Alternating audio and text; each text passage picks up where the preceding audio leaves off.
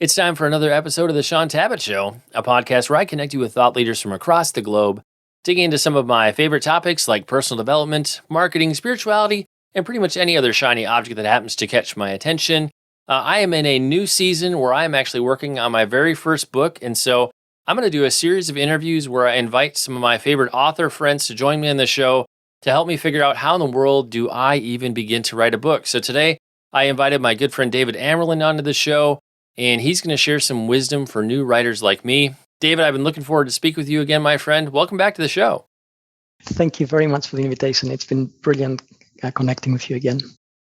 Well, David, you and I think we've done 3 or 4 interviews at this point, but I know you're going to be brand new to some of the folks who watch this, listen to this. So give us a bit of David Amerland's writing pedigree. What have you done through the years? I'm a full-time author for 10 years now, since 2010. And before that, I'd written, I think, 2 books. So in total, I've got 14 books to my resume. And they cover quite a lot of things. So they cover sort of a little bit of science and a little bit of technical things like search and marketing and social media and the web. So it's sort of quite a range of subjects. And they have a connecting thread throughout. And one thing I wanted to make sure I asked before we get into practical questions is, how often do you get asked for writing advice? Like, I'm a marketing guy. I constantly have people ask me, how can I market my book? How can I market my podcast? So for you, how often do people ask you for writing advice? Oh, wow. I get about, these days, about 25 to 30 emails a day. Would you believe?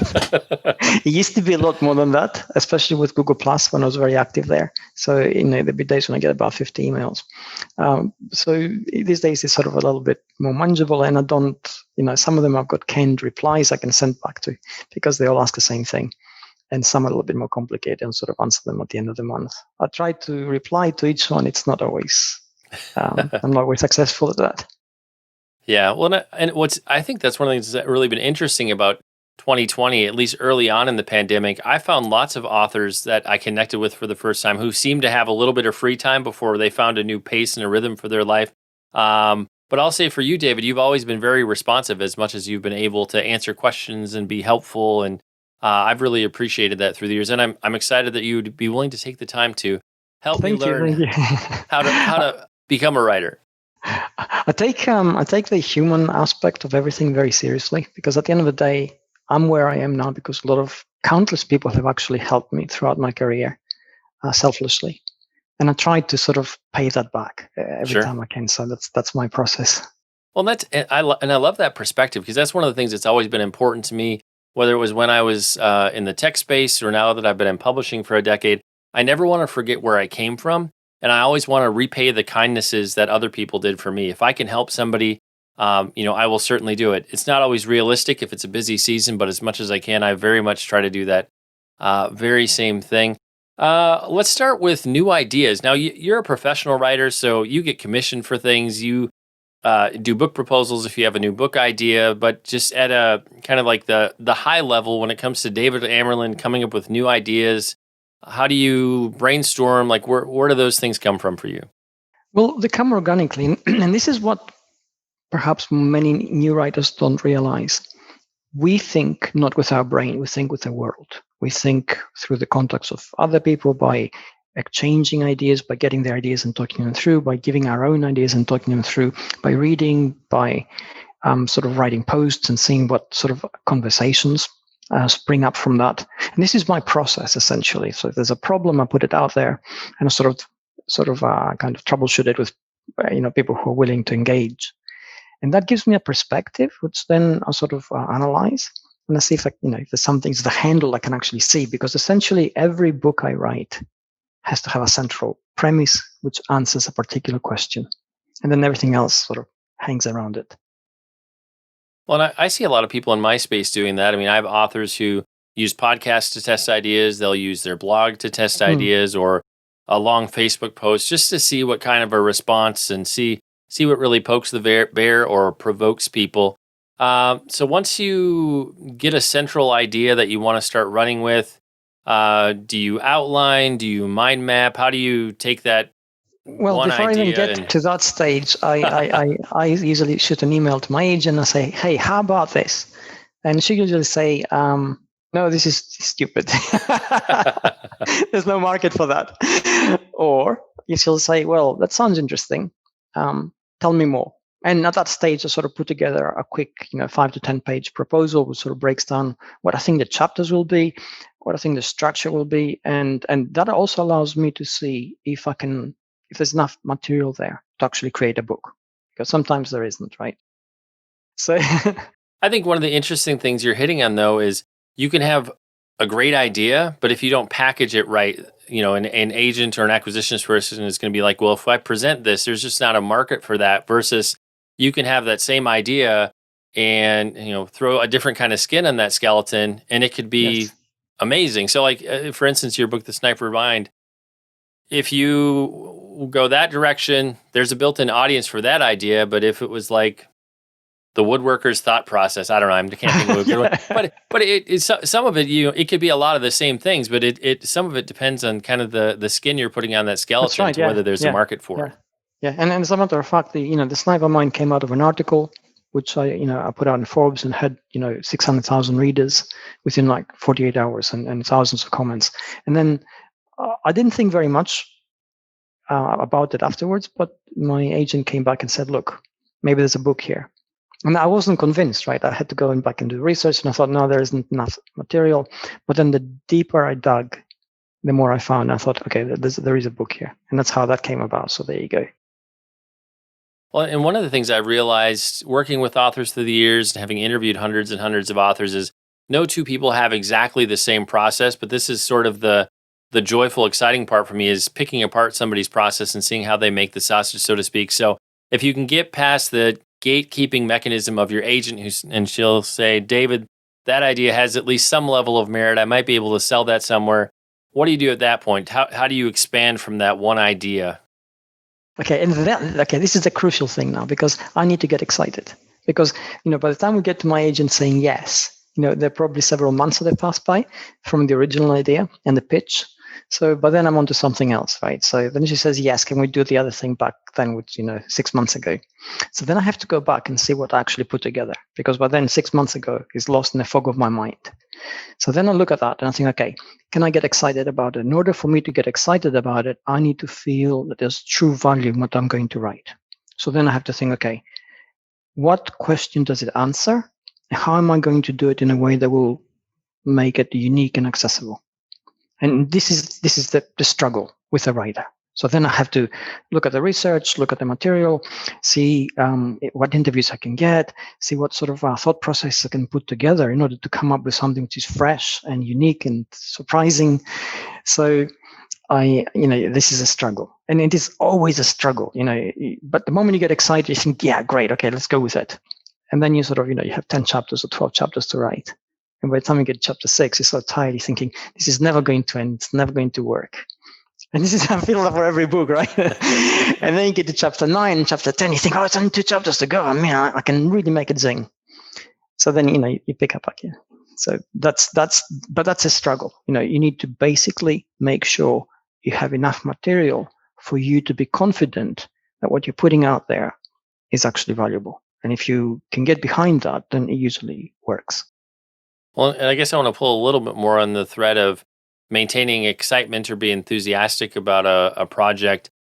How much does something also have to serve something that will benefit you as well? Because I know, having talked to you several times, you're a lifelong learner. You're always trying to improve and better yourself. So in terms of the things you go after, is there also a specific win for you as well, in addition to the audience you're writing for with most of your projects? Oh, well, definitely, because my idea of the writer is that he's an explorer. So essentially, you're going to a place which hasn't been seen before, hasn't been thought about before, and you're seeing it with fresh eyes and a fresh mind.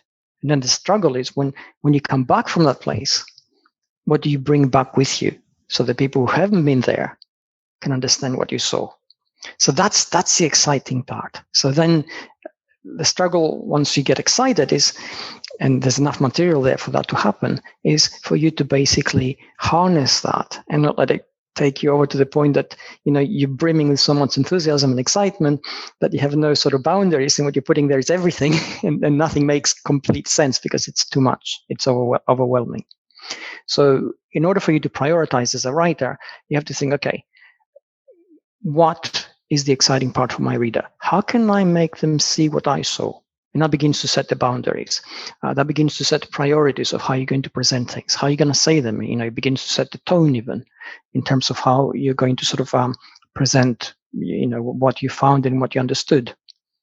And it works the same way whether you're writing fiction or nonfiction, because the process is the same.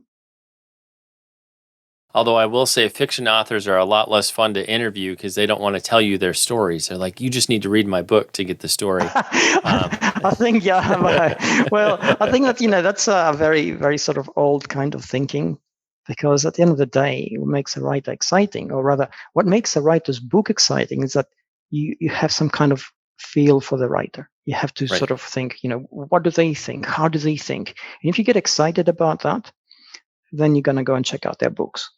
Right. Well, and I can say in terms of the authors, I've really enjoyed their works. They're often authors where I've interacted with other interviews and other things they've done, and I have some sense of their history and their background. And then as I'm reading the book, I'm like, aha, you find all these lights are going off because you're starting to make connections like, oh, this came out of that part of their life and that part of their experience. Yeah. So, yeah. It's humanity, right? I mean, would we like Odyssey as much if it hadn't been told by Homer, a blind instrument player? Probably not. So it's a case of the channel changes the message. So very true, very true. You had mentioned like interviewing people. Obviously, in any kind of a writing project, whether it's an article to a full book, there's interviews, there's reading books and articles, there's research. Like for you, what percentage of the work you do to get ready to write comes from those different places in terms of, and I know a lot of what you do can sometimes lean heavily into interviews. I'm honestly finding with more of the authors I'm working with, a lot more people are doing interviews now than doing primarily writing or other types of research. So I feel like there's maybe a shift just in how things are operating in the market. But for you, like how do you align those buckets, if you will? That's a great question. There is a shift towards interview-based material. I agree. It's because it's both easier and harder in terms of how you're going to work with that. Easier because suddenly you get access to a person who knows a lot more about the subject than you do. So then you can ask all the different questions that give you the material. But then the hard bit is that you have to accurately represent what they said in a way that's truthful to their words, and that's not always easy, especially if you're a non-expert on the subject. So I sort of try to balance everything. I come from a scientific background, so that gives me a bit of an angle with science. I do a lot of my own research when it comes to asking pertinent questions to researchers who have an academic background. I'm sort of fairly competent in sort of framing things in a way that it gives me a fairly clear understanding of what they actually say when they reply. So I use interviews to bring humanity into the research, because that gives the perspective of the person and how they see it in their story, and how that sort of clicks into what perhaps would have been a more academic kind of approach. It's kind of drier. And that gives, sort of, it makes the writing come to life a bit more. Well, and that's one of the things I tell all the authors I'm working with in terms of giving interviews is it's the human element, the stories that people are going to remember. It's not the facts. It's not necessarily the teaching, but they'll tell somebody the story you shared in the book. And so that human element is what makes it more transportable. It's what the person that'll stick in their mind and make them actually probably go out and buy your book more so than some cute little factoid. Absolutely. And you got to think, how do we remember stories, right? We remember stories because of characters. And how do we remember something new, which is factual, because of the people in it? Because, the facts are too many, right? By the time we get to chapter 3, there's so much new stuff. We just, we can't memorize it. We're not at school. We haven't got like 8 hours a day to go through it and make notes and go through it again and test ourselves. So we need to be able to remember it quickly. And the payoff for us as readers is we take practical things very quickly and we go and do them. So if there's a character who, through an interview or perhaps an anecdotal account, then that sort of sticks in mind and allows us to visualize it better. Well, now I want to have you share with us, David, how you organize your research. There are so many ways I see people do this. Like I think of Ryan Holiday and his boxes of note cards, which is super old school, but that's the process he learned from the people who mentored him. I know you are paperless and like 100% digital at this point. So I am. I guess maybe answer this question about the evolution of how David Amerland has organized his research through the years. 'Cause I'm imagining early on in your career, it looked very different than it does today. Absolutely. Early on in my career, I'd be in an office at home, in a home office, which would be sacrosanct. No cleaner would ever dare cross the threshold. Nobody would go, not even my pets. And the floor would be covered in papers. The walls would be sort of, I'd have blackboards with scribbles on them. I'd have, notebooks piled up everywhere. It's just ridiculous. It's just a mess. Okay, I've taken that process without radically changing it and into the digital realm. So I use Evernote. And on Evernote, I have a stack of about, I don't know, maybe at the moment I got about 60 notebooks. So different book ideas and different sort of things I'm interested in. So everything I find, every note, every idea, every thought, even sometimes, I record things, I save it on that particular notebook on Evernote. So when the book comes around, if my agent says, let's go with it, I'm thinking, okay, 6 months ago or a year ago, 3 years ago, I started this notebook. I bring it out, and a notebook may have, I don't know, about 1,000 notes in it. So then I go through every note and I begin to sort of arrange them in structure in terms of importance, priority, in which chapters they will actually go into. By the time I've finished, I have a very loose structure, which becomes my framework. And then I begin writing. So there you go. That's my saving grace. Evernote saved me. Yes, there's a reason that Evernote still has an elephant as their logo, because it helps you literally save and remember just about everything if you're diligent about putting it in there. In terms of like new ideas that you have, what percentage of all? It sounds like you generate a lot of ideas, and I know lots of very prolific authors where if you could get a peek into their notebooks, they've got 50, 60 ideas that they've developed through the years. Like, what percentage of ideas actually turn into articles and books, and how many are kind of the projects in the stable that could come out someday? Well, it's a Darwinian approach. So you're usually working with about 2% of your ideas are book worthy. Okay, and how, I'm traveling or I'm talking to somebody and somebody says something, my brain lights up and I'm thinking, this is so clever, it's amazing, and I think this is what I should be doing. And I go down and write the idea, and it's my idea. So at that moment, it's the best possible idea in the world. And I put it in a notebook, and for that I use Google Keep, because it's easy to sort of write things in and easy to find things in. And what usually happens is other things happen and I forget about that idea. So it can't have been that great to begin with. But sometimes something else happens. And then I go and go through my notes, and that idea pops up. And I'm thinking, look at that. And that sort of connects to this bit, and that connects to something else. And that then begins to, through its own merit, begins to rise to the surface. So then that begins to gain more flesh and more weight. And that's when I start working with it. Well, in terms of when you actually start working with it, what does it look like for you to get into the zone to write? Is there a time, a place, kind of a practice to tell your mind and your body it's time to start writing? Like, what does that what's your ritual, I guess, would be what I'm asking. When I had a home office, I used to go to my home office, and then you sort of make a mental transition, and you become, from whatever else you were, you become a writer. And these days, my whole house is my office, right? So I don't have a home office as such. Wherever my laptop is, that's where I'm at. So in order for me to actually focus, I give myself a pep talk, because, you're distracted like every other person. I'm distracted. I have a million things in my mind. And, the moment I get stuck writing, I open up the page and I look at it and I think I've got 3,000 words. I've got to quickly go through them in order to write the next 1,500. And what I want to do is go and check Instagram, see what's happening on Twitter.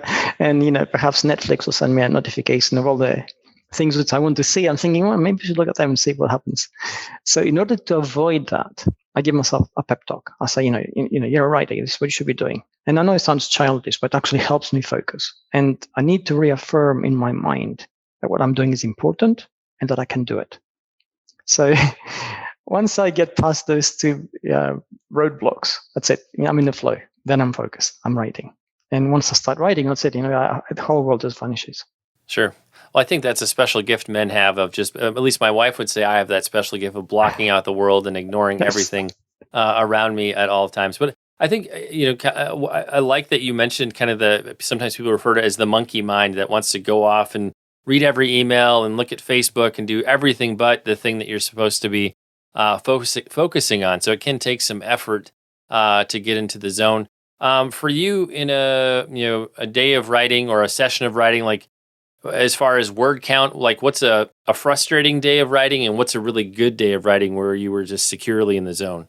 Well, once I start writing, I tend to give myself a specific word count each day, which I absolutely have to meet. And usually that's between 3,000 and 4,000 words. So I actually have to sit down and write, whatever I've set myself to do. And sometimes, if I'm in the flow, it comes easy and they are great. And if I'm not, it's a struggle. But I can't get up until I actually reach that limit. Even though I know that perhaps when I'm editing, I'm going to go back and rewrite, 1,500 words of that. But it doesn't matter. It keeps me honest and it keeps me working. Well, in terms of being in the flow, I like that you mentioned that it looks different when you're going through in a different phase where you're editing. When you're doing an initial draft, do you just write through and not worry about anything? Yeah, because essentially we're using two different parts of our brains. When we're writing, we're creators, and when we're editing, we are readers. We're basically stepped outside ourselves and we're visualizing the potential reader and how they would react. And then we're sort of trying to say, is this too dense? It won't make sense. Is this, do I need to change this so they can think, oh, wow, this is really good? So, the changes we make and the value judgments we apply are entirely different. And I never mix the two parts of the job. And essentially, if I feel stuck somewhere, I tend to write my way through it, knowing that I can come back later and change it. So, David, you shared kind of your process. You give yourself a pep talk, and you kind of get in the zone and start trying to find that flow. For times where you hit writer's block, like what do you do because you want to get to 3,000 words, and you're stuck at 2,000, and your brain's like, Netflix, email, something else. How do you get past that point? Well, there's a reason the brain is stuck. It's stuck because something doesn't make sense, and the brain can't find a way through that. So then you think, okay, I can't write that because I don't have it. And you got to ask yourself, why haven't you got it? And what is it you're trying to achieve? And once I ask myself these questions, things begin to clarify. Maybe I don't know enough. Maybe I'm not very confident about this subject. Maybe I'm not sure this chapter is working. Maybe the chapter structure is not working because it's not connecting the dots the way it's supposed to. So I'm using this forensic analysis approach. And if you ask that enough times and in enough detail, you lose yourself in the process, and suddenly things begin to become clarified. So your perception of the writer's block begins to evaporate. So by the time I finish, then I know, okay, this is what it is. This is what's actually stopping me from writing. So then just go ahead and fix it. Next, let's talk a little bit about the editorial side of the journey. It's one thing to write the first draft manuscript and you turn it over to an editor and you get feedback. I'd be curious to hear, what have you had to learn through the years of working with editors? Because I know a lot of first-time authors get kind of offended. They're like, oh, but it was perfect and it was wonderful. How could you question my ideas? Or, sometimes we'll come back with feedback on how to reorder things and shift some things just to make it a tighter project or a product that somebody might really want to buy. And so what have you learned about dealing with editors in a productive and fruitful way through the years? Okay. I mean, first of all, it's really painful as a process because you have to go back and write in a way that, you're not writing in a flow. You have to fix things, and it's another person's perception. So that's really hard. And personally, I hate it, but I always do it. But the other thing is that the person who actually is making these suggestions is on the same team as you are. They want the same thing. They want your book to actually be the best possible book, to have the clearest ideas and the most accessible sort of flow of information. So once I take that on board, and I always remind myself, the moment the editing process starts, that this is what's going to happen, then everything that comes back, I sort of tend to accept. Think about it. There have been only in sort of like 10 years, I can probably remember 3 occasions when I had to argue a particular point. And that's only because my depth of expertise was a little bit tighter and higher than the editors, and they couldn't see what I was saying, and I had to argue that. But in arguing it, it also clarified it further in my mind, and it also helped them understand things better. So it was a win-win anyway. It was not in any way adversarial. So yeah, the editing process is incredibly useful, and also helps you as a writer to understand just when you overindulge, in sort of perhaps in constructions that are too dense and too complicated, or you're showing off your knowledge, and the reader isn't going to get this. They're not going to understand how brilliant you are. They're going to think, what the heck is this I'm reading? It doesn't make any sense. Well, David, we're in the home stretch of the time we have allotted for this interview today. So, in terms of things I haven't asked you or other typical advice you give to first-time authors, anything else you'd like to throw into the conversation? Yeah. No, first-time authors, a lot of the times are reticent about sharing ideas because they think they're going to get stolen. Don't be. It very, very, very rarely happens, if ever, because writers want to have their own ideas. Do listen to what other writers are saying. Do take every comment that comes from your ideas seriously, because that's valuable feedback. People who are commenting are responding emotionally to something they've seen. This is really, really valuable, even if they're negative about it, because you're going to learn a lot from that. So be as open about it as possible. Try to bring the same excitement to your audience through the material you're sharing as you felt when you actually thought it up. And the other thing which I'll say is, when you get tired, when things become complicated, when you think you can't finish this book because it's got too big for you, don't give up. Okay, it's normal. We all feel that about halfway through, 3/4. Oh, one last thing I guess I want to throw in too before we get to wrapping up is, how long do you take break-wise between when you write something before you might look at it again or pick it back up again? Because I've seen people say as much as, put something down, come back to it the next day, or if you can let it sit for 3-4 days before you come back to it, let it kind of marinate a little bit, almost to remove yourself from the writing a little bit so you're not too close to it. Well, it's sound advice because it allows you to create emotional distance. These days, in the past, I used to allow 3-4 days, maybe a week. But these days, I find myself, because there's so much information flowing everywhere, I'm a little bit of a scatterbrain. So if I allow a week, I'm already on my next book project, and I've lost all interest in my current one, which hasn't finished. So what I do is I come back the next day. And if I need to edit things, I go through it with an editorial kind of mind. I'm trying to think how my editor will see it, how the reader will think about this. I make my own notes. If I'm not sure about something and I don't think I should change it, I actually make a note there to come back and look at it again later. So, I sort of do it the next day, and that helps me a lot. And David, for the listeners, the viewers who'd like to connect with you, find out more about the work you do, where can we find you on the web? You can find me on Twitter. You can find me on LinkedIn, and you can find me at davidamerland.com. You can email me through any of those things, so reach out to me. And I'm also on YouTube, and I do tend to respond. Yeah, you definitely do. That's where we met, on Twitter, when I reached out to interview you about the Sniper Mind. So, but like we do with every episode, we'll have detailed links in the show notes, places where you can connect with David and pick up some copies of his books, also linked to our previous interviews as well. It's time to bring this episode of the Shaun Tabatt Show to a close. Many thanks for being a part of this conversation with David Amerland. Again, if you want to connect with David, a great place to start is his website. You can find that over at davidamerland.com. And David, I just want to say thank you so much for sharing with us. It's always a joy. It's always a pleasure to have you on the show. It's been an absolute pleasure. Thank you.